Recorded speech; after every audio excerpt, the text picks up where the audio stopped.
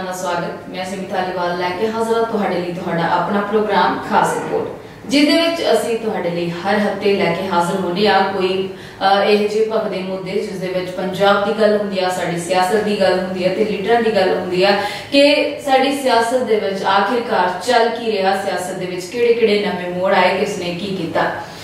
ते असीं हर मुद्दे नाल जाणू करवाने तुहानूं ते हर तरह की जानकारी तुहानूं देण दी कोशिश करदे हां। उम्मीद है कि तुहानूं प्रोग्राम चंगा लगदा होवेगा। ते पिछली बार असीं तुहाडे नाल गल कीती सी बटाला ब्लास्ट दी। इस बार उसे नाल जुड़िया होया एक मुद्दा जिहड़ा ओह लैके हाजिर हां तुहाडे लई, क्योंकि उस मुद्दे ने जिहड़ी सियासत दे सियासी गलियारियां दे विच पूरा हड़कंप मचाया होया ते उस नाल जिहड़े हैगे नਵੇਂ बयान सामने आ रहे ने। कोई किसी ते तंजबाजी कर रहा ते किसी ते कोई बयानबाजी कर रहा ते ओह मुद्दा हैगा आ बैंस साहब दा। बैंस साहब भी उस मुद्दे नूं लैके पिछले जदों उत्थे जख्मियां नूं मिलण गए सी, बटाला ब्लास्ट दे जख्मियां नूं मिलण गए सी तां डीसी दे नाल उन्हां दी बहुत जबरदस्त बहस होई सी, जिस दे उन्हां ने कहे सी कि अपशब्द भी बोले गए सी डीसी नूं बैंस वालों। हालांकि दोनों ने एक दूजे की सफाई दी सी, पर इस विषय ते इस इन्हां मुद्दे ते पूरी चर्चा करांगे ते चर्चा करने लई मेरे नाल स्टूडियो दे विच मौजूद ने साडे सीनियर पत्रकार अनिल डोगरा जी। अनिल डोगरा जी बहुत-बहुत स्वागत है साडे विच। धन्यवाद जी सुमी जी जी। अनिल डोगरा जी तुहानूं भी जिवें पता है बटाला ब्लास्ट तो बाद कोई जदों भी कोई भगदा मुद्दा हुंदा या फिर जदों भी कोई घटना हुंदी है वो काफी समय लिए जिहड़ी चर्चित हो जाती है। चर्चित होने का कारण सियासत भी हो जाता है, सियासी बयान भी हो जाते हैं। तो एक गल हुण होर चलदी पई है बैंस साहब दी। पिछले जी बैंस साहब ने जाके उत्थे बेशक वो उत्थे दुख साझा करन गए सी, पर जिवें उन्होंने ते जाके डीसी साहब नाल जेडी जिदा बहस उन्हां दी होई भी बिल्कुल ओदे सिमी जी मैं तुहानूं दस्सां ए पिछले दिनां च बटाला जिहड़ा बम ब्लास्ट होया जी, क्योंकि उत्थे गुरु नानक देव जी का विआह होना सीगा, बरात आई सी कि सुल्तानपुर लोधी तो अगले दिन आनी सीगी। ਉਹਦੇ ਲਈ ਜਿਹੜੀ ਆਤਿਸ਼ਬਾਜ਼ੀ ਤਿਆਰ ਕੀਤੀ ਜਾਂਦੀ ਹੈ, ਬੰਬ ਤਿਆਰ ਕੀਤੇ ਜਾਂਦੇ ਨੇ, ਉਹ ਇੱਕ ਅਜਿਹੀ ਫੈਕਟਰੀ ਦੀ ਤਿਆਰ ਕੀਤੇ ਗਏ ਜਿਹਦੀ ਉਹਨਾਂ ਕੋਲ ਕੋਈ ਸੈਂਕਸ਼ਨ ਨਹੀਂ ਸੀ। ਜਾਣੀ ਕਿ ਇੱਕ ਬਹੁਤ ਵੱਡੇ ਭੀੜ ਭੜੱਕੇ ਵਾਲੇ ਰਿਹਾਇਸ਼ੀ ਇਲਾਕੇ ਦੇ ਵਿੱਚ ਇਹ ਫੈਕਟਰੀ ਲਗਾਈ ਗਈ ਸੀ ਜਿੱਥੇ ਇਹ ਬੰਬ ਬਲਾਸਟ ਹੋ ਗਿਆ। ਉਹਦੇ 'ਚ 23 ਲੋਕਾਂ ਦੀਆਂ ਜਾਨਾਂ ਚਲੀਆਂ ਗਈਆਂ, ਕਈ ਲੋਕ ਜ਼ਖਮੀ ਹੋ ਗਏ। ਜਿਹੜੇ ਲੋਕੀ ਇਸ ਬੰਬ ਬਲਾਸਟ ਦੇ ਵਿੱਚ ਮਾਰੇ ਗਏ ਉਹਨਾਂ ਦੀਆਂ ਲਾਸ਼ਾਂ ਤਕਰੀਬਨ ਉਹਨਾਂ ਦੇ ਬਟਾਲਾ ਦੇ ਸਿਵਲ ਹਸਪਤਾਲ 'ਚ ਲੈ ਗਏ। ਅੱਛਾ, ਉਹ ਲੋਕਾਂ ਦੀ ਮਦਦ ਲਈ ਜਿਹੜੇ ਜ਼ਖਮੀ ਸੀਗੇ ਉਹਨਾਂ ਨੂੰ ਮਤਲਬ ਜੋ ਬਾਹਰ ਕੱਢਣ ਲਈ ਬਟਾਲਾ ਦੇ ਲੋਕਾਂ ਨੇ ਵੀ ਮਦਦ ਕੀਤੀ, ਪੁਲਿਸ ਨੇ ਵੀ ਕੀਤੀ,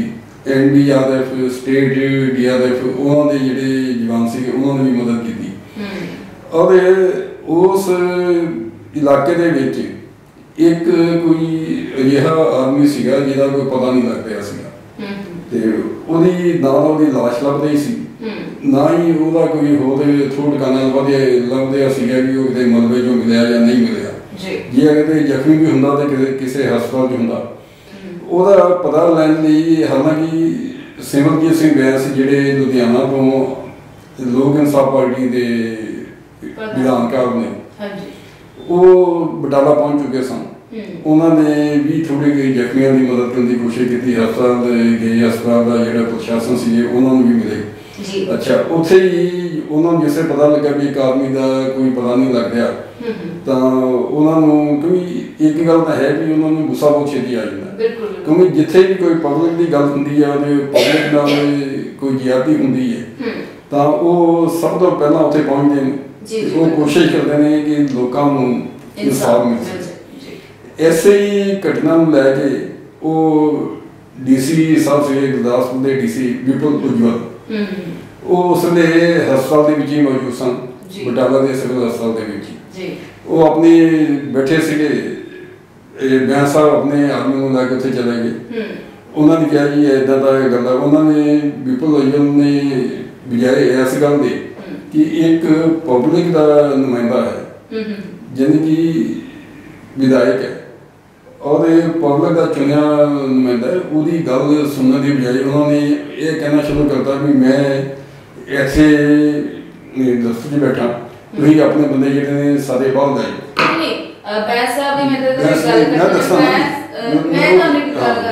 करना चाहूंगी कि बैन साहब ने पिछले प्रेस कॉन्फ्रेंस की थी तो उन्होंने बैन साहब ने ये बोलिया कि ਜਦੋਂ मैं उन्होंने कमरे ਦੇ ਵਿੱਚ ਐਂਟਰ ਕੀਤਾ ਤਾਂ ਫਲ ਫਰੂਟ ਸਜੇ ਹੋਏ ਸੀ ਉੱਥੇ ਡੀਸੀ ਸਾਹਿਬ ਪੂਰੀ ਇੱਕ ਪਾਸੇ ਤਾਂ ਚੀਕ ਚਿਹਾੜਾ ਪੈ ਰਿਹਾ ਸੀ ਤੇ ਦੂਜੇ ਪਾਸੇ ਡੀਸੀ ਸਾਹਿਬ ਇੰਜੋਏ ਕਰ ਰਹੇ ਸੀ ਤੇ ਦੂਜੀ ਗੱਲ ਉਹਨਾਂ ਨੇ ਇਹ ਵੀ ਉੱਥੇ ਸਾਫ਼ ਕੀਤਾ ਸੀ ਪ੍ਰੈਸ ਕਾਨਫਰੰਸ ਦੇ ਵਿੱਚ ਕਿ ਜਦੋਂ ਮੈਂ ਅੰਦਰ ਵੜਿਆ ਸੀਗਾ ਮੈਂ ਐਂਟਰ ਹੀ ਕੀਤਾ ਸੀ ਅਜੇ ਤਾਂ ਡੀਸੀ ਸਾਹਿਬ ਨੇ ਨਾਲ ਐਂਟਰ ਹੁੰਦੇ ਹੀ ਮੈਨੂੰ ਇਹ ਗੱਲ ਬੋਲੀ ਹੈ ਕਿ ਤੁਸੀਂ ਕੌਣ ਤੁਹਾਨੂੰ ਅੰਦਰ ਆਉਣ ਨੂੰ ਕੀ ਨਹੀਂ ਕਰ ਤੁਸੀਂ ਬਾਹਰ ਚਲੋ ਮੇਰੀ ਬੇਇੱਜ਼ਤੀ ਹੋਈ ਇਸ ਕਰਕੇ ਮੈਂ ਬਿਲਕੁਲ ਤੁਹਾਡੀ ਗੱਲ ਠੀਕ ਹੈ ਇਹ ਜਦੋਂ ਇਦਾਂ ਦੀਆਂ ਘਟਨਾਵਾਂ ਹੁੰਦੀਆਂ ਤਾਂ ਜਿਹੜਾ ਪ੍ਰਸ਼ਾਸਨਿਕ ਜਿਹੜੇ ਅਧਿਕਾਰੀ ਨੇ ਜੀ ਉਹ ਲੋਕਾਂ ਦੀਆਂ ਤਕਲੀਫਾਂ ਦੇਖਣ ਤੋਂ ਪਹਿਲਾਂ ਆਪਣਾ ਜਿਹੜਾ ਮੁਫਾਦ ਉਹ ਦੇਖਦੇ ਨੇ ਵੀ ਮੈਨੂੰ ਕਿਹੜੀ ਚੀਜ਼ ਦੀ ਲੋੜ ਹੈ ਪਹਿਲਾਂ ਜੇ ਉਹਨੂੰ ਖਾਣ ਪੀਣ ਦੀ ਲੋੜ ਹੈ ਤਾਂ ਉਹ ਚੀਜ਼ਾਂ ਉੱਥੇ ਹਾਜ਼ਰ ਹੁੰਦੀਆਂ ਨੇ ਜੀ ਉਹਦੇ ਜਿਹੜਾ ਅਮਲਾ ਫੈਲਾ ਹੁੰਦਾ ਹੈ ਮੰਨ ਲਓ ਹਸਪਤਾਲ ਦਾ ਅਮਲਾ ਫੈਲਾ ਸੀਗਾ ਜਾਂ ਉਹਦੇ ਸਿਵਲ ਅਧਿਕਾਰੀ ਹੋ ਸੀਗੇ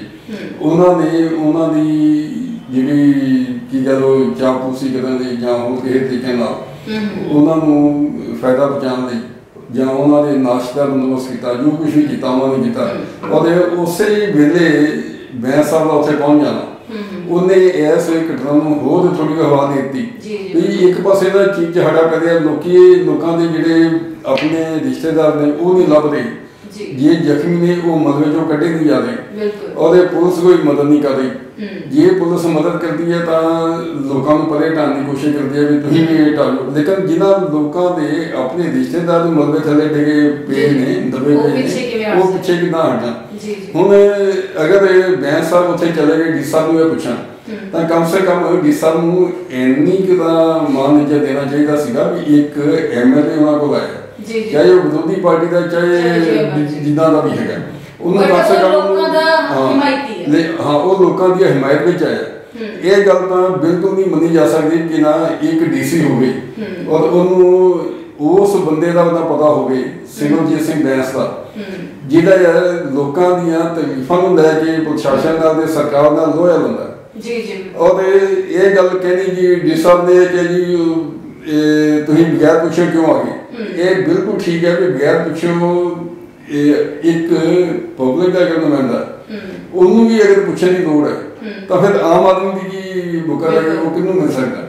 ਕਿਉਂਕਿ ਇਹ ਆਪਣੇ ਆਪ ਨੂੰ ਜਿਹੜੇ ਸਾਡੇ ਆਫਿਸਰ ਨੇ ਚਾਹੇ ਆਈਐਸ ਹੈ ਚਾਹੇ ਆਈਪੀਐਸ ਨੇ ਚਾਹੇ ਪੀਪੀਐਸ ਜਾਂ ਪੀਸੀਐਸ ਨੇ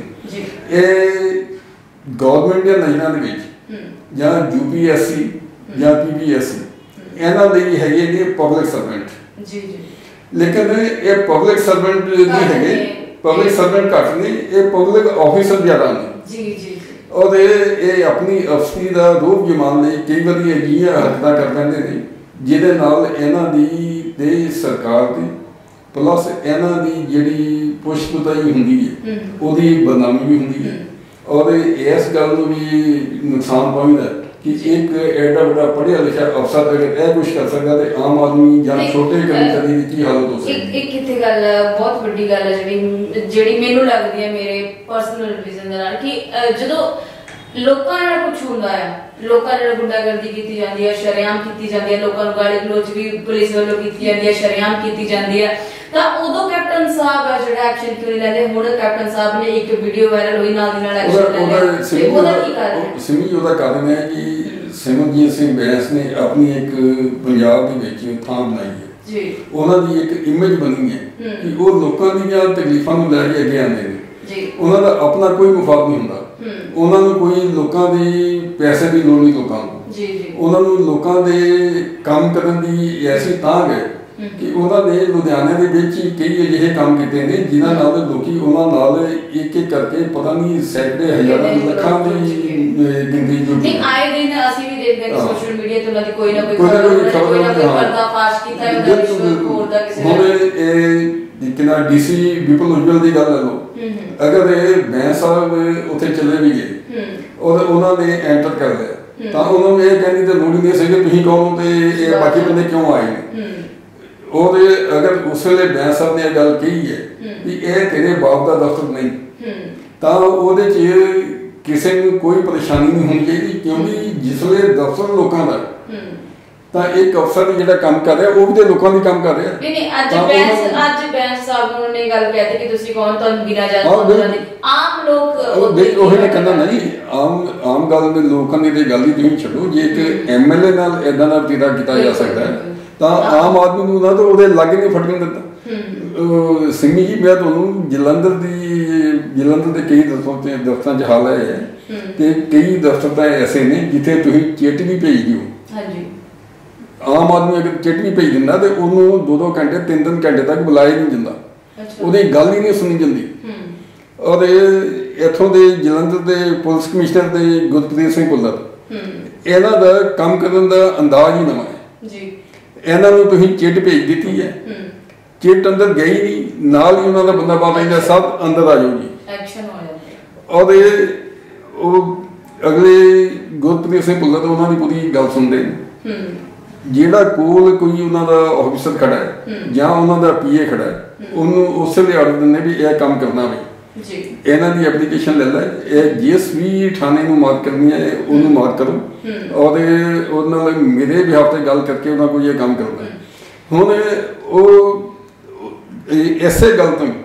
ਲੋਕ ਉਹਨਾਂ ਦੀ ਜਿਹੜੀ ਕਾਰਜ ਪ੍ਰਣਾਲੀ ਹੈ ਉਹਦੇ ਤੋਂ ਖੁਸ਼ ਨੇ। ਹੁਣ ਗੱਲ ਫਿਰ ਆ ਗਈ, ਮੁੜ ਘਿੜ ਕੇ ਆ ਗਈ ਵਿਪੁਲ ਉਜਵਲ ਤੇ। ਹੁਣ ਇੱਕ IAS ਆਫਿਸਰ ਹੋਵੇ ਔਰ ਉਹ ਏਦਾਂ ਦੀ ਗੱਲ ਕਰੇ ਕਿ ਤੁਸੀਂ ਬਾਹਰ ਚਲ ਜਾਓ ਜੀ, ਤੁਸੀਂ ਮੈਨੂੰ ਬਗੈਰ ਪੁੱਛੇ ਕਿਉਂ ਆ ਗਏ। ਤੇ ਉਹਦੇ ਅਗਰ ਬੈਂਸ ਨੇ ਗੱਲ ਕਹੀ ਕਿ ਤੇਰੇ ਬਾਪ ਦਾ ਦਫ਼ਤਰ ਹੈ ਤਾਂ ਉਹਦੇ 'ਚ ਉਹਨਾਂ ਨੇ ਕੋਈ ਗਲਤੀ ਨਹੀਂ ਕੀਤੀ ਔਰ ਕੋਈ ਗਲਤ ਗੱਲ ਨਹੀਂ ਕੀਤੀ। ਇੱਕ ਪਬਲਿਕ ਆਫਿਸ ਉਹਦੇ ਪਬਲਿਕ ਨੂੰ ਉਹਦੇ ਵਿੱਚ ਆਉਣ ਤੋਂ ਮਨਾ ਕੀਤਾ ਜਾਂਦਾ ਤਾਂ ਉਹਦੇ ਜੇ ਤੁਸੀਂ ਦੱਸੋ ਕੀ ਹੈ। ਹੁਣ ਦੂਜੀ ਗੱਲ ਸਿੰਮੀ, ਤੁਹਾਡਾ ਦੂਜਾ ਸਵਾਲ ਇਹ ਸੀਗਾ ਕਿ ਕੈਪਟਨ ਸਾਹਿਬ ਦੂਜੇ ਕੰਮਾਂ ਦੇ ਵਿੱਚ ਤਾਂ ਫਟਾਫਟ ਐਕਸ਼ਨ ਲੈ ਲੈਂਦੇ, ਐਕਸ਼ਨ ਨਹੀਂ ਲੈਂਦੇ, ਲੇਕਿਨ ਇਸ ਮਾਮਲੇ ਦੇ ਵਿੱਚ ਉਹਨਾਂ ਨੇ ਬਗੈਰ ਜਾਂਚ ਪੜਤਾਲ ਕਰਾਇਆ ਉਹਨਾਂ ਨੇ ਐਕਸ਼ਨ ਲੈ ਲਿਆ ਔਰ ਉਹਨਾਂ ਦੇ ਬੈਂਸ ਸਾਹਿਬ ਦੇ ਉੱਤੇ FIR ਦਰਜ ਕਰਤੀ ਜਿਹੜੀ ਕਿ ਬਿਲਕੁਲ ਗਲਤ ਗੱਲ ਕੀਤੀ ਗਈ ਹੈ। ਕਿਉਂਕਿ ਇੱਕ ਸਿਆਸੀ ਰੰਜਿਸ਼ ਹੋਣੀ ਹੋਰ ਗੱਲ ਹੈ, ਲੇਕਿਨ ਉਸ ਰੰਜਿਸ਼ ਦਾ ਬਦਲਾ ਇਸ ਤਰੀਕੇ ਨਾਲ ਲੈਣਾ ਇਹ ਹੋਰ ਗੱਲ ਹੈ। ਇੱਕ ਇਹ ਕਿ ਪੋਲੀਟੀਕਲ ਰਿਟੈਲੀਏਸ਼ਨ ਇੱਥੇ ਇੱਕ ਗੱਲ ਮੈਂ ਤੁਹਾਨੂੰ ਹੋਰ ਵੀ ਸਾਫ਼ ਕਰਨਾ ਚਾਹੂੰਗੀ ਤੇ ਮੈਂ ਤੁਹਾਡੇ ਤੋਂ ਉਸ ਤੇ ਵੀ ਤੁਹਾਡੀ ਰਾਏ ਜਾਣਨਾ ਚਾਹੂੰਗੀ। ਬੈਂਸ ਸਾਹਿਬ ਨੇ ਉਸ ਪ੍ਰੈਸ ਕਾਨਫਰੰਸ ਦੇ ਵਿੱਚ ਇਹ ਵੀ ਗੱਲ ਕਹੀ ਸੀਗੀ, ਜਿਹੜੀ ਪ੍ਰੈਸ ਕਾਨਫਰੰਸ ਬਾਰੇ ਮੈਂ ਤੁਹਾਡੇ ਨਾਲ ਪਹਿਲਾਂ ਗੱਲ ਕਰ ਚੁੱਕੀ ਹਾਂ। ਉਸ ਪ੍ਰੈਸ ਕਾਨਫਰੰਸ ਦੇ ਵਿੱਚ ਉਹਨਾਂ ਨੇ ਇਹ ਖੁਲਾਸਾ ਵੀ ਕੀਤਾ ਸੀਗਾ ਕਿ ਕੈਪਟਨ ਨੇ ਜਿਹੜਾ ਉਹਨਾਂ ਤੇ ਪਰਚਾ ਦਰਜ ਕਰਵਾਇਆ ਉਹ ਇੱਕ ਸਾਜ਼ਿਸ਼ ਤਹਿਤ ਕਰਵਾਇਆ ਗਿਆ। ਸਾਜ਼ਿਸ਼ ਇਹ ਸੀ ਕਿ ਸਿਟੀ ਸੈਂਟਰ ਘੁਟਾਲਾ ਜਿਹੜਾ ਉਹ ਬੈਂਸ ਨੇ ਉਹਨਾਂ ਨੂੰ ਦੁਬਾਰਾ ਰੀਓਪਨ ਕਰਵਾ ਕੇ ਤੇ ਉਹ ਕਹਿੰਦੇ ਕਿ ਜਦੋਂ ਵੀ ਮੈਨੂੰ ਹਾਈ ਕੋਰਟ ਵੀ ਜਾਣਾ ਪਿਆ, ਸੁਪਰੀਮ ਕੋਰਟ ਵੀ ਜਾਣਾ ਪਿਆ ਤਾਂ ਮੈਂ ਉੱਥੇ ਵੀ ਜਾਊਂਗਾ ਇਸ ਮਾਮਲੇ ਨੂੰ ਲੈ ਕੇ ਤੇ ਜਿਸ ਦੇ ਚੱਲਦੇ ਕੈਪਟਨ ਸਾਹਿਬ ਨੇ ਉਹਨਾਂ ਤੇ ਪਰਚਾ ਦਰਜ ਕਰਵਾਇਆ। ਸਿਮੀ, ਜਦੋਂ ਏਦਾਂ ਦੇ ਮਾਮਲੇ ਸਾਹਮਣੇ ਆਉਂਦੇ ਨੇ ਤਾਂ ਉਹਦੇ ਨਾਲ ਕਈ ਉਹ ਮਾਮਲੇ ਵੀ ਜੋੜ ਦਿੱਤੇ ਜਾਂਦੇ ਨੇ ਜਿਹੜੇ ਪੁਰਾਣੇ ਹੁੰਦੇ ਨੇ। ਜੀ ਹੁਣ ਸਿਟੀ ਸੈਂਟਰ ਘੁਟਾਲਾ ਇਹ ਉਦੋਂ ਹੋਇਆ ਜਦੋਂ ਪ੍ਰਕਾਸ਼ ਸਿੰਘ ਬਾਦਲ ਦੀ ਗਵਰਨਮੈਂਟ ਸੀਗੀ ਜੀ। ਉਹਦੇ 'ਚ ਹਾਈ ਕੋਰਟ ਤੱਕ ਜਾਂ ਅਦਾਲਤਾਂ ਤੱਕ ਅਜੇ ਤੇ ਲੁਧਿਆਣੇ ਤੱਕ ਹੀ ਸੀਮਤ ਸੀਗਾ। ਇਹਨਾਂ ਨੇ ਦਿਲ ਮਿਲ ਕੇ ਉਹ ਕੇਸ ਨੂੰ ਠੱਪ ਕਰਤਾ ਬਿਜ਼ਨਸ ਤੋਂ। ਉਹਨਾਂ ਨੇ ਫਿਰ ਚੱਕਤਾ, ਜਿਹਨੇ ਫਿਰ ਚੱਕਤਾ ਤੇ ਇਹਨਾਂ ਨੂੰ ਤਕਲੀਫ ਹੋ ਗਈ ਵੀ ਅਗਰ ਇਸ ਬੰਦੇ ਨੂੰ ਨੱਥ ਨਾ ਪਾਈਏ, ਯਾਨੀ ਕਿ ਸਿਮਰਜੀਤ ਸਿੰਘ ਬੈਂਸ ਨੂੰ ਨਾ ਦਵਾਇਆ ਗਿਆ ਇਸ ਮੌਕੇ, ਤਾਂ ਇਹ ਕੈਪਟਨ ਸਾਹਿਬ ਔਰ ਉਹਨਾਂ ਦੇ ਜਿਹੜੇ ਹੋਰ ਬੰਦੇ ਇਸ ਸਕੈਮ ਦੇ ਵਿੱਚ ਜਾਂ ਘੁਟਾਲੇ 'ਚ ਇਨਵੋਲਵ ਨੇ ਉਹਨਾਂ ਉੱਤੇ ਅਦਾਲਤੀ ਕਾਰਵਾਈ ਹੋ ਸਕਦੀ ਹੈ। ਉਹਨਾਂ ਨੇ ਇੱਕ ਪ੍ਰੈਸ਼ਰ ਬਣਾਉਣ ਲਈ, ਜਾਨੀ ਕਿ ਸਿਮਰਜੀਤ ਸਿੰਘ ਬੈਂਸ ਨੇ ਇੱਕ ਸਿਆਸੀ ਦਬਾਅ ਪਾਉਣ ਲਈ ਉਹਨਾਂ ਦੇ ਖਿਲਾਫ FIR ਦਰਜ ਕਰਾਤੀ। ਔਰ ਹਰ ਆਦਮੀ ਨੂੰ ਇਹ ਵੀ ਪਤਾ ਕਿ ਇਸ FIR ਦਾ ਅਦਾਲਤ ਦੇ ਵਿੱਚ ਜਾ ਕੇ ਕੀ ਹਸ਼ਰ ਹੋਣਾ ਹੈ, ਇਹ ਹਰ ਬੰਦੇ ਨੂੰ ਪਤਾ ਹੈ। ਕਿਉਂਕਿ ਅਦਾਲਤਾਂ ਵੀ ਇਸ ਗੱਲ ਨੂੰ ਸਮਝ ਰਹੀਆਂ ਨੇ ਕਿ ਜਿਹੜੇ IAS ਜਾਂ IPS ਆਫਿਸਰ ਨੇ ਉਹ ਅੱਜ ਆਪਣੇ ਆਪ ਨੂੰ ਪਬਲਿਕ ਸਰਵੈਂਟ ਕੱਢ ਪਬਲਿਕ ਅਫਸਰ ਜ਼ਿਆਦਾ ਸਮਝਦੇ ਔਰ ਆਪਣੀ ਹੀ ਮਨਾਉਣ ਦੀ ਕੋਸ਼ਿਸ਼ ਕਰਦੇ ਨੇ। ਅਗਰ ਨਹੀਂ ਮੰਨਦੇ, ਜਦੋਂ ਤੋਂ ਮੇਰੇ ਖਿਆਲ ਜਦੋਂ ਤੋਂ ਕੈਪਟਨ ਸਰਕਾਰ ਆਈ ਉਦੋਂ ਤੋਂ ਹਰ ਇੱਕ ਅਧਿਕਾਰੀ ਆ, ਚਾਹੇ ਉਹ ਪੁਲਿਸ ਵਾਲਾ ਹੋਵੇ, ਚਾਹੇ ਉਹ ਕੋਈ ਉਹਨਾਂ ਦਾ ਲੀਡਰ ਹੋਵੇ ਜਾਂ ਫਿਰ ਵਰਕਰ ਹੋਵੇ, ਮਤਲਬ ਹਰ ਇੱਕ ਜਿਹੜਾ ਵਰਕਰ ਹੈਗਾ ਆ, ਹਰ ਲੀਡਰ,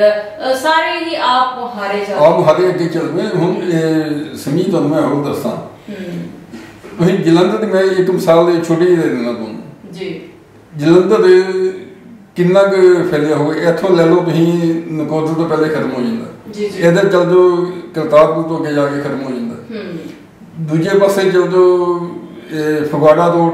ਉੱਥੇ ਫਿਰ ਕਿੰਨਾ ਪਰਾਗਪੁਰ ਤੇ ਜਲੰਧਰ ਖਤਮ ਹੋ ਜਾਂਦਾ। ਹੁਣ ਇਹਦੇ 'ਚ 8 ਥਾਣੇ ਨੇ, ਜਲੰਧਰ ਦੇ ਪੁਲਿਸ ਕਮਿਸ਼ਨਰੇਟ ਹੈ ਜਿਹੜਾ 8 ਥਾਣੇ ਨੇ, ਜਿਹਦੇ ਵਿੱਚ CI ਸਟਾਫ ਵੀ ਆ ਜਾਂਦਾ। 8 ਨੰਬਰ ਦੇ ਜਿਹਨੇ 1 2 3 4 ਤੋਂ ਲੈ ਕੇ 8 ਨੰਬਰ ਤੱਕ ਦੇ ਥਾਣੇ ਪਲੱਸ ਸਦਰ ਥਾਣਾ। ਹੁਣ ਇਹਦੇ ਵਿੱਚ ਆਬਾਦੀ ਤੁਸੀਂ ਦੇਖ ਲਓ ਕਿੰਨੀ ਹੈ, ਔਰ ਇੱਕ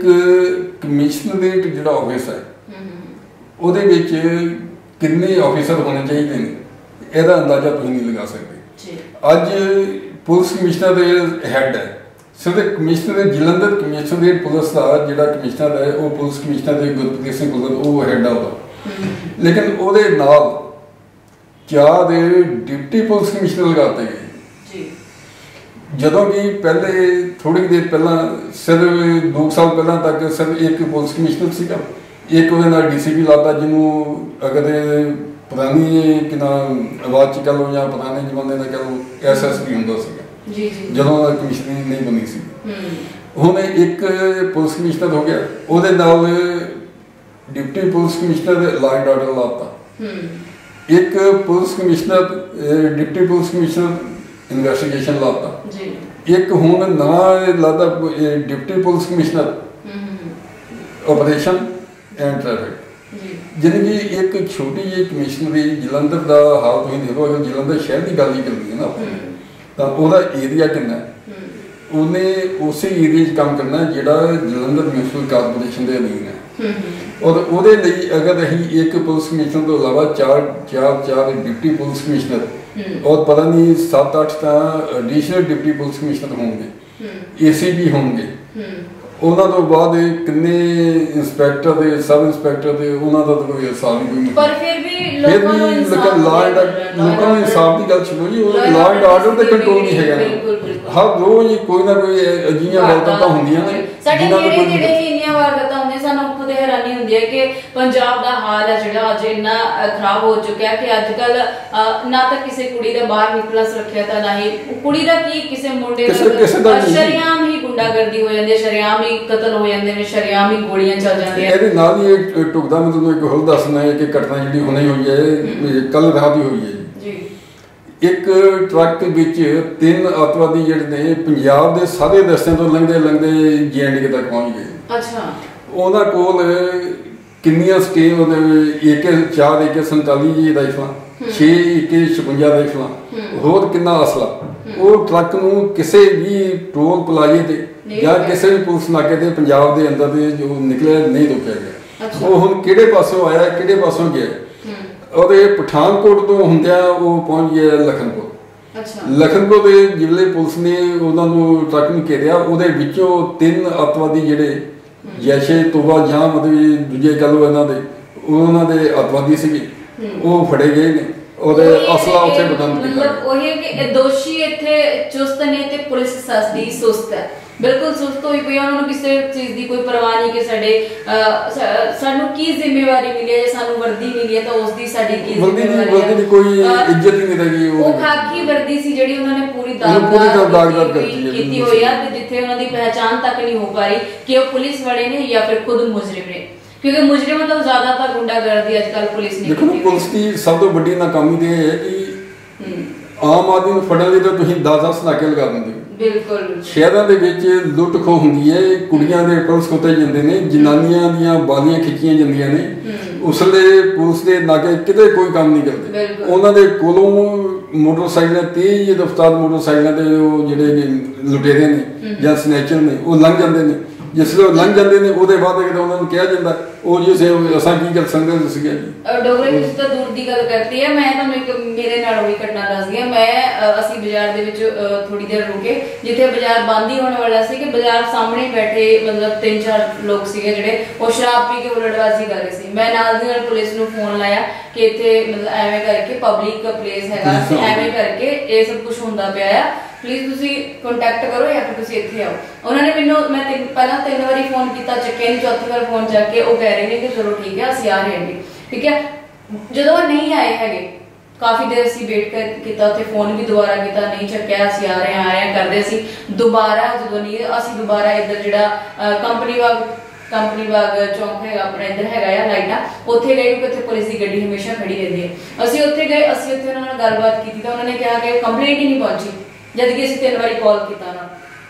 ਇਹ ਗੱਲ ਹੈ ਕਿ ਜਦੋਂ ਉਹ ਮਤਲਬ ਇੰਨੀ ਸੁਸਤੀ ਦਿਖਾ ਰਹੇ ਨੇ ਕਿ ਜਦੋਂ ਤੁਹਾਨੂੰ ਕਾਲ ਆਈ ਆ ਤਾਂ ਤੁਸੀਂ ਨਾਲ ਦੀ ਨਾਲ ਐਕਸ਼ਨ ਕਿਉਂ ਨਹੀਂ ਲੈਂਦੇ ਉਹਦੇ ਵਿੱਚ ਪੁਲਿਸ ਮਤਲਬ ਇੰਨੀ ਸੁਸਤ ਹੋ ਚੁੱਕੀ ਹੈ ਅੱਜਕੱਲ ਦੀ ਸੁਸਤੀ ਨਹੀਂ ਉਹ ਆਪਣੀ ਜ਼ਿੰਮੇਵਾਰੀ ਨਹੀਂ ਸਮਝਦੇ ਕਿ ਲਾਅ ਐਂਡ ਆਰਡਰ ਨੂੰ ਜਿਹੜਾ ਠੀਕ ਕਰਨਾ ਸਾਡੀ ਜ਼ਿੰਮੇਵਾਰੀ ਹੈ ਬਿਲਕੁਲ ਹੁਣ ਉੱਪਰੋਂ ਆਰਡਰ ਆ ਜਾਂਦੇ ਨੇ ਤੁਸੀਂ ਇਹ ਕੰਮ ਕਰਨਾ ਜੀ ਥੱਲੇ ਵਾਲਾ ਕਹਿੰਦਾ ਜੀ ਮੈਨੂੰ ਕੋਈ ਲੋੜ ਪਈ ਹੈ ਮੇਰਾ ਜਿਹੜਾ ਵੱਡਾ ਅਫਸਰ ਉਹ ਚੁੱਪ ਕਰਕੇ ਬੈਠਾ ਮੈਨੂੰ ਕੋਈ ਲੋੜ ਹੈ ਤੁਸੀਂ ਅੱਜ ਦੇਖੋ ਥਾਣੇ ਦੇ ਵਿੱਚ ਰਾਤ ਨੂੰ ਕਿਸੇ ਵੇਲੇ ਵੀ ਚਲੇ ਜਾਓ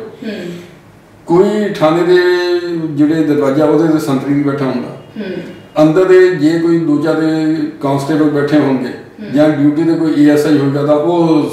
ਸੁੱਤਾ ਪਿਆ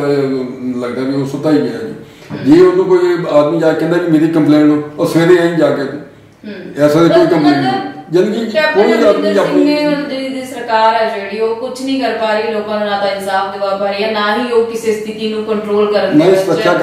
ਸੁਰੱਖਿਅਤ ਨਹੀਂ ਦੇ ਪਾਈ ਤੇ ਸਭ ਤੋਂ ਵੱਡੀ ਗੱਲ ਇਹ ਕਿ ਅੱਜ ਕੱਲ ਜਿਹੜੇ ਹੈਗੇ ਸਿਰਫ ਜਿਹੜਾ ਵੀ ਮੁੱਦਾ ਹੁੰਦਾ ਉਹ ਸਿਰਫ ਰਾਜਨੀਤੀ ਭੜਾਸ ਕਰਕੇ ਹੀ ਕੱਢਿਆ ਜਾਂਦਾ ਹਰ ਮੁੱਦਾ ਜਿਹੜਾ ਦੇਖੋ ਤੁਸੀਂ ਪਹਿਲੇ ਦੇਖ ਲਓ ਸਿੱਧੂ ਦਾ ਮੁੱਦਾ ਸੀਗਾ ਉਹ ਵੀ ਸਿਆਸੀ ਰੰਜਿਸ਼ ਸੀ ਜੀ ਜੇ ਹੁਣ ਇਹ ਸਿੱਧੂ ਸਿੰਘ ਦਾ ਮੁੱਦਾ ਇਹ ਵੀ ਪੂਰੀ ਤਰ੍ਹਾਂ ਨਾਲ ਸਿਆਸੀ ਖੇਡ ਕੱਢਣ ਦਾ ਇੱਕ ਰਸਾ ਲੱਭਿਆ ਕੈਪਟਨ ਨੇ ਕਿ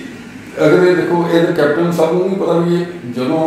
ਇਹ ਆਪੋਜੀਸ਼ਨ ਵਿੱਚ ਸੀਗੇ ਤਾਂ ਇਹਨਾਂ ਨਾਲ ਜਿਹੜੇ ਆਈਏਐਸ ਜਾਂ ਆਈਪੀਐਸ ਆਫੀਸਰ ਸੀਗੇ ਉਹ ਕਿਸ ਨਾਲ ਇੱਥੇ ਗੱਲ ਕਰਦੇ ਇੱਥੇ ਇੱਕ ਹੋਰ ਗੱਲ ਕਰਦੇ ਜਿਹੜੇ ਕੈਪਟਨ ਸਾਹਿਬ ਦੀ ਸਰਕਾਰ ਚੱਲਦੀ ਪਈ ਹੈ ਤਾਂ ਜਿਹੜੇ ਵੀ ਦਫ਼ਤਰਾਂ ਦੇ ਵਿੱਚ ਕੰਮ ਕਰਦੇ ਲੋਕ ਅਧਿਕਾਰੀ ਨੇ ਉਹ ਕੈਪਟਨ ਸਾਹਿਬ ਦੇ ਅਧਿਕਾਰੀ ਹੋਏ ਠੀਕ ਹੈ ਕੈਪਟਨ ਸਾਹਿਬ ਦੇ ਅਧਿਕਾਰੀ ਇੱਕ ਅਨੁਪ੍ਰੀਤ ਹੈਗੀ ਐਸਟੀਐਮ ਪੱਟੀ ਤੋਂ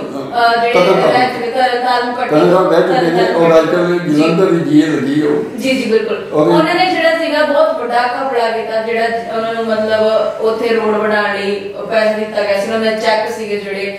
ਮਤਲਬ ਆਪਣੇ ਹੀ ਉਹਦੇ ਚ ਉਹ ਇੱਕ ਬਹੁਤ ਵੱਡਾ ਘੁਟਾਲਾ ਹੈ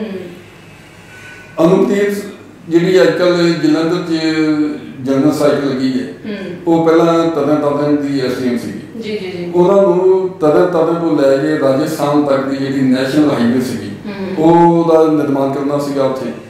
ਤੇ ਉਹਦੇ ਲਈ ਜਗ੍ਹਾ ਐਕਵਾਇਰ ਕਰਨੀ ਸੀ ਜੀ ਉਹ ਜਗ੍ਹਾ ਐਕਵਾਇਰ ਕਰਦੇ ਇਹਨਾਂ ਨੇ 3 ਆਦਮੀਆਂ ਨੂੰ ਜਿਹੜੇ ਤਰਨ ਦੇ ਸੀਗੇ ਉਹਨਾਂ ਨਾਲ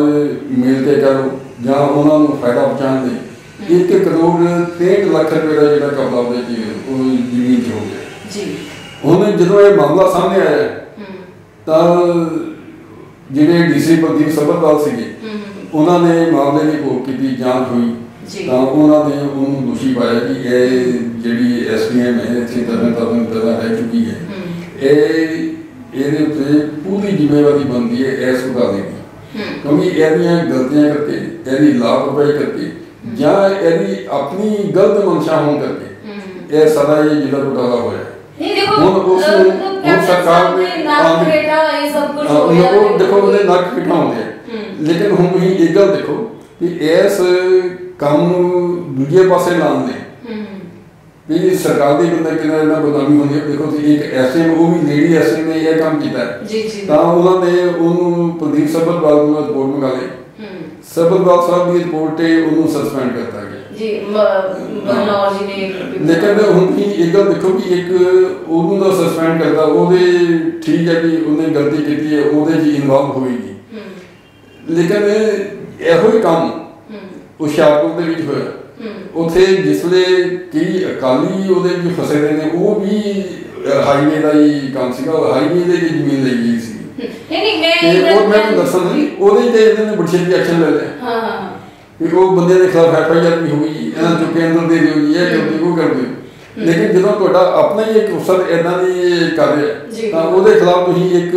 ਇਨਕੁਆਇਰੀ ਬਿਠਾਉਣ ਲਈ ਉਹਨੂੰ ਸਿਰਫ ਸਸਪੈਂਡ ਕਰਦਾ ਵੀ ਤਾਂ ਕਿ ਮਾਮਲਾ ਜਿਹੜਾ ਲੱਗ ਜਾਏ ਜਦੋਂ ਆਪੇ ਲੱਗ ਜਾਏਗਾ ਆਪੇ ਹੌਲੀ ਲੋਕਾਂ ਨੇ ਭੁੱਲ ਜਾਣਾ ਇਹੀ ਤਾਂ ਸਭ ਤੋਂ ਵੱਡੀ ਤਰਾਸਦੀ ਹੈਗੀ ਸਾਡੇ ਪੰਜਾਬ ਦੀ ਸਰਕਾਰ ਦੀ ਕਿ ਛੋਟੇ ਗਰੀਬ ਹੋਰ ਗਰੀਬ ਹੁੰਦਾ ਜਾ ਰਿਹਾ ਅਮੀਰ ਹੋਰ ਅਮੀਰ ਹੁੰਦਾ ਜਾ ਰਿਹਾ ਕਿਉਂਕਿ ਸਰਕਾਰ ਹੈ ਜਿਹੜੀ ਗਰੀਬਾਂ ਨੂੰ ना तो इंसाफ दवा पा रही है, ना ही कोई स्कीम दे पा रही है, ना ही उन्होंने भले लिए काम कर रही है, क्योंकि सरकार है जिहड़ी सिर्फ अपने खजाने ते कहंदे कि सप जिवें कुंडली मार के बह जांदा उवें ही ओही काम वो सरकार कर रही है, जिस दे विच वो लोकां नूं ना देख के बल्कि जिन्हां बड़े बड़े लोकां दा साथ दे रहे, क्योंकि लोग बड़े लोगों ने पैसा सिੱਟਣਾ ਹੁੰਦਾ ते काम करवाना ਹੁੰਦਾ, क्योंकि पता है कि आज हो ही जाएगा कुछ भ्रष्ट हो चुके ने। ਤੁਸੀਂ ਪੈਸਾ ਦਿਓ, ਅੱਜ ਨਹੀਂ ਇਹ ਗੱਲ ਕਹਿੰਦੇ ਹੋ ਥਾਣੇ ਕੰਮ ਕਰਨਾ, ट्रांसपोर्ट डिपार्टमेंट में काम करना, एसडीएम कराना, तहसील कराना, जिसे मर्जी चले जाओ पैसा, जिसले ਉੱਥੇ ਪੈਸਾ ਹੀ ਪ੍ਰਦਾਨ ਹੈ। और ये अगर ਤੁਹਾਡੇ ਕੋਲ ਪੈਸਾ है नहीं ਤਾਂ ਉਹ ਤੁਹਾਨੂੰ ਆਪਣੇ ਦਫ਼ਤਰ ਤੱਕ ਨਹੀਂ जिस मजदूर ने 300 रुपया दिहाड़ी करके अपने परिवार का खर्चा चलाना, ਉਹਦੇ ਤੇ ਕੋਈ ਇਹੋ ਜਿਹੀ ਵਿਪਤਾ ਕਾਨੂੰਨੀ ਵਿਪਤਾ ਆ ਜਾਵੇ ਤਾਂ ਫਿਰ मतलब उसकी कोई जिंदगी नहीं रहेगी बाकी, क्योंकि उन्होंने सिर्फ पैसा चाहिए, मुलाजमान अधिकारियों को पैसा चाहिए, और कुछ नहीं चाहिए। ते ये साडे पंजाब दी सरकार दी है जिहड़ी सच्चाई है कि इस बार कैप्टन अमरिंदर सिंह दी सरकार नूं 2.5-3 साल होने वाले हो चुके हैं, पर किते भी है जिहड़ी लॉ एंड ऑर्डर दी स्थिति सही नहीं हैगी, लोकां नूं इंसाफ नहीं मिल रहा। हर वर्ग अज सड़कां ते आ, भावें वो अध्यापक वर्ग है, भावें मजदूर वर्ग है, भावें कह सकते विद्यार्थी वर्ग है, हर वर्ग है जिहड़ा वो सड़कां ते उतरिया है। किसान जिसनूं पंजाब दा अन्नदाता मन्निया जांदा वो सड़कां ते घूम रहा, वो दर दीयां ठोकरां खा रहा। ते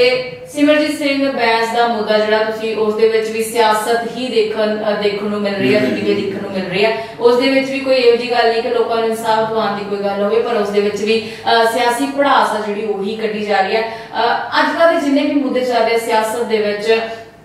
उन्होंने सिर्फ सियासत ही देखी जा सकती है, और कुछ भी नहीं देखा जा सकता, लोगों का भला तो बिल्कुल भी नहीं देखा जा रहा। तो ये सीगा अज दा साडा मुद्दा कि सिमरजीत बैंस दे जिहड़ा डीसी नाल बहस हुई सी उहदा सच की सी। ज्यादातर जिथों तक लोग उन्होंने सिमरजीत बैंस दे हक दे विच खड़े ने, ज्यादातर पार्टी ज्यादातर पिछली बार बसपा थोड़ा टाइम हो गया कि बसपा ने भी ये बयान दिता सीगा कि जिहड़ा केस दर्ज उन्हां ते होया वो किते ना किते जिहड़ी सच्चाई नूं दबाउण लई कीता गया। ते आम लोकां दी भी जदों भी असीं देखदे हां, कमेंटिंग देखदे हां या फिर आम लोकां नाल भी गल करन दी कोशिश करदे हां, उदों भी डोगरा जी जिहड़े हैगे ना आम लोक भी बैंस दा ही साथ दिंदे नजर आंदे ने, क्योंकि उन्हां नूं सरकार दे विच कोई दम कोई नजर नहीं आ रहा, उन्हां कोल पुख्ता सबूत कोई नजर नहीं आ रहा, जिस करके बैंस नूं सारे जिहड़े कहंदे बेकसूर कहंदे नजर आ रहे। ਤੁਸੀਂ ਦੇਖੋ ਮੈਡਮ आम आदमी पार्टी ਦੇ सुखपाल ਸਿੰਘ ਜਿਹੜੇ ਪਹਿਲਾਂ ਸੀਗੇ सुखपाल ਸਿੰਘ कहदा, ਉਹਨਾਂ ਨੇ ਆਪਣੀ ਪਾਰਟੀ ਨਵੀਂ ਬਣਾ ਲਈ ਜੀ, ਪੰਜਾਬ ਏਕਤਾ ਪਾਰਟੀ। ਉਹਨਾਂ ਨੇ ਤਾਂ ਇੱਥੋਂ ਤੱਕ ਕਿਹਾ ਵੀ ਕਿੰਨਾ ਸਿਆਸੀ ਕਿਟ ਕੱਢਣ ਲਈ ਕੈਪਟਨ ਅਮਰਿੰਦਰ ਸਿੰਘ ਨੇ ਸਿਮਰਜੀਤ ਸਿੰਘ बैंस ਤੇ ਪਰਚਾ ਦਰਜ ਕੀਤਾ। ਇਸ ਕਰਕੇ ਕਿਉਂਕਿ ਪਰਚਾ ਗਲਤ ਦਰਜ ਕੀਤਾ ਗਿਆ ਤੇ ਕੈਪਟਨ ਅਮਰਿੰਦਰ ਸਿੰਘ ਨੂੰ ਆਪਣੇ ਅਹੁਦੇ ਤੋਂ ਅਸਤੀਫਾ ਦੇਣਾ ਚਾਹੀਦਾ। नहीं बिल्कुल ਤੁਹਾਨੂੰ ਇਹ ਗੱਲ ਕਹਿਣਾ ਕਿ ਮੁੱਦਾ ਕੋਈ ਵੀ ਪਰ ਸਿਆਸੀ ਰੰਜਿਸ਼ ਕੋਈ ਕੱਢਣ ਦੀ ਕੋਸ਼ਿਸ਼ ਜ਼ਰੂਰ ਸਿਆਸੀ ਟਿਕਟ ਕੱਢਣ ਦੀ ਕੋਸ਼ਿਸ਼ ਕੀਤੀ ਹੈ। ਬਿਲਕੁਲ। ਤੇ ਦੋਸਤੋ ਇਹ ਸੀਗਾ ਸਾਡਾ ਅੱਜ ਦਾ ਮੁੱਦਾ ਜਿਸ ਤੇ ਅਸੀਂ ਬਹਿਸ ਕੀਤੀ ਹੈ, ਚਰਚਾ ਕੀਤੀ ਹੈ, ਤੇ ਅਗਲੀ ਵਾਰ ਕਿਸੇ ਹੋਰ ਮੁੱਦੇ ਨੂੰ ਲੈ ਕੇ ਹਾਜ਼ਰ ਹੋਵਾਂਗੇ, ਤੁਹਾਨੂੰ ਉਸ ਮੁੱਦੇ ਦੀ ਸੱਚਾਈ ਜਿਹੜੀ ਤੁਹਾਡੇ ਸਾਹਮਣੇ ਬਿਆਨ ਕਰਾਂਗੇ, ਤੁਹਾਡੇ ਰੂਬਰੂ ਹੋਵਾਂਗੇ। ਪਰ ਹੁਣ ਸਮਾਂ ਇਜਾਜ਼ਤ ਨਹੀਂ ਦੇ ਰਿਹਾ ਹੈਗਾ ਤੇ अगली बार आने लिए सानू जाना पैना, ते उदों तक जो तक असी दोबारा तुहाडे लिए मुद्दा कोई नवा लेके आवांगे, चर्चा करांगे तुहाडे लिए तुहाडे अपने चैनल ते चकदे टीवी ते पर उद तक हुण सानू दिओ इजाजत। सत श्री अकाल। सत श्री अकाल। चकदे टीवी नाल जुड़े रहन लई साडा चैनल सबसक्राइब करो। वीडियो सब तो पहला देखने लई बैल आइकन ते क्लिक करना ना भुल्लिओ।